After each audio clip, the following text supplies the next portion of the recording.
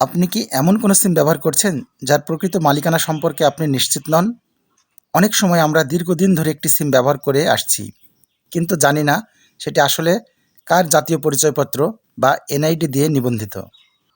এই বিষয়ে সচেতন না হলে ভবিষ্যতে হতে পারে নানা জটিলতা। তবে চিন্তার কোনো কারণ নেই। এখন খুব সহজে মাত্র 1 মিনিটে আপনি জেনে নিতে পারবেন সিমটির আসল মালিক বা কার এনআইডি দিয়ে নিবন্ধিত।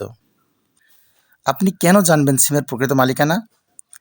প্রথমত, অবৈধ ব্যবহার থেকে বাঁচতে, অপরাধমূলক কর্মকাণ্ডে জড়িত থাকার ঝুঁকি কমাতে, নিজের পরিচয় নিশ্চিত করতে। আজই যাচাই করে নিন আপনার ব্যবহৃত সিমটি আসলে আপনার এনআইডি দিয়ে নিবন্ধিত কি না। নিরাপদ ও সচেতন ডিজিটাল জীবনের জন্য এটি অত্যন্ত জরুরি।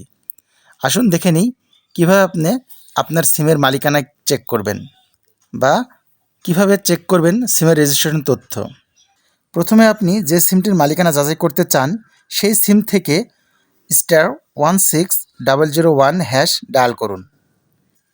ডায়াল করার পর ফিরতি এসএমএসে জানতে চাওয়া হবে সেই এনআইডি নম্বরের শেষ 4টি ডিজিট, অর্থাৎ আপনি যে এনআইডি দিয়ে যাচাই করতে চাচ্ছেন সেই এনআইডির শেষের 4টি অক্ষর আপনাকে প্রেস করতে হবে।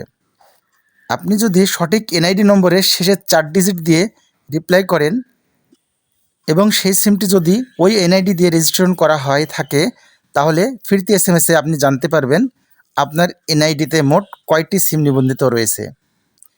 যে কোনো মোবাইল নম্বরে এনআইডি দিয়েই নিবন্ধিত। কোন কোন মোবাইল নম্বর সেই এনআইডি দিয়ে নিবন্ধিত। তবে যদি দেওয়া শেষ 4 ডিজিট ভুল হয় বা সিমটি অন্য কোনো এনআইডি দিয়ে নিবন্ধিত হয়ে থাকে, তাহলে কোনো ফিরতি বার্তা আসবে না। যেমন এই এনআইডি দিয়ে মোট 12টি সিম রেজিস্টার্ড করা হয়েছে। এর মধ্যে জিপি 2টি, এয়ারটেল 4টি এবং বাংলালিংক 5টি নম্বর এই সিম দিয়ে রেজিস্ট্রেশন করা হয়েছে।